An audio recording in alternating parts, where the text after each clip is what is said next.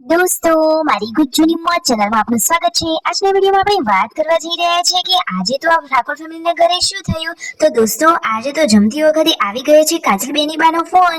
તો કાજલબેન સાથે તેમના મમ્મીએ ફોનમાં શું વાતો કરી, ઘણા સમય પછી આ રીતે કાજલબેનનો અવાજ સાંભળવા મળ્યો। દોસ્તો, તેમની શી વાતો થઈ અને દોસ્તો આજે શિલ્પા ભાભી નથી તો પૂનમ ભાભી અને પાર્વતી ભાભીને ખેતરે કેમ જવું પડ્યું, આ બધા જ પ્રશ્નોના જવાબ મળશે તમને મારા આ વિડીયોમાં। મારી ચેનલ ઉપર નવા હોય તો ચેનલને ફટાફટ લાઈક શેર અને સબસ્ક્રાઇબ કરી દો। Full video in life of Thakor channel દોસ્તો, ફૂલ વિડીયોની લિંક ડિસ્ક્રિપ્શનમાં મૂકેલી છે, ત્યાં જઈને તમે આખો વિડીયો વોચ કરી શકો છો। આવી ટૂંકી ચચોકડી લાઈવ લેટેસ્ટ એન્ડ ટ્રેન્ડિંગ માહિતી મેળવવા માટે મારી ચેનલને ફટાફટ સબસ્ક્રાઇબ કરી દો।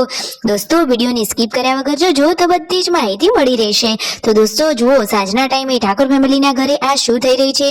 આજે તો સંજયભાઈ બનાવી રહ્યા છે સરસ મજાનું પનીરનું શાક। અરે ના, એકલું પનીર નહીં પરંતુ પાલક પનીરની સબ્જી બની રહી છે।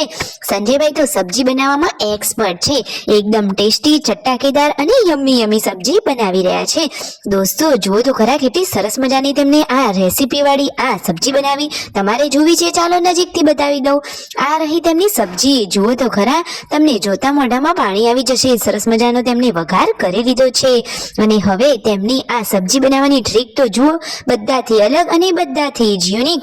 અને આ બાજુ પૂનમ ભાભી લોટ બાંધી રહ્યા છે અને સરસ મજાના ડુંગળીના વઘાર સાથે સંજયભાઈ બનાવી રહ્યા છે પાલક પનીરની સબ્જી। તો જુઓ, તેમને પાલકને સરસ મજાનો ક્રશ કરી બોઇલ કરી અને હવે તેને વઘારમાં નાખી દીધો છે।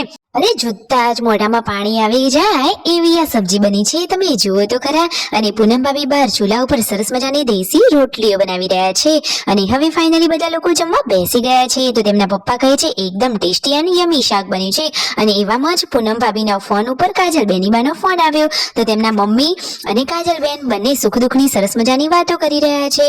તો કાજલબેનને કહે છે રણજીતભાઈ કે ક્યારે આવવાનું છે, તો ત્યારે કાજલબેન કહે છે કે દિવ્યાંશની રજાઓ પડશે ત્યારે આવશે।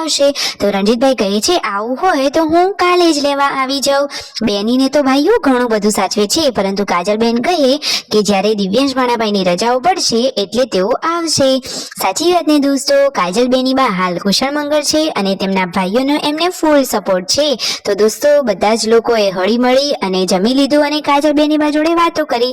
પછી જુઓ, તેમના મમ્મી વાતો કરતા કરતા બહાર આવી ગયા છે। તો કાજલબેન જોડે વાતો કરી અને દિવ્યાંશ ભાણાભાઈ જોડે। દોસ્તો, તમને આ વિડીયોમાં માહિતી સાચી લાગી હોય તો ફટોફટ વિડીયોને લાઈક શેર અને સબસ્ક્રાઇબ કરી દેજો। આજે તો રાકેશભાઈ નથી તો ડોગીને ખાવાનું સંજયભાઈ આપી રહ્યા છે। સાચી વાતને વિડીયો ગમે હોય તો લાઈક શેર અને સબસ્ક્રાઇબ।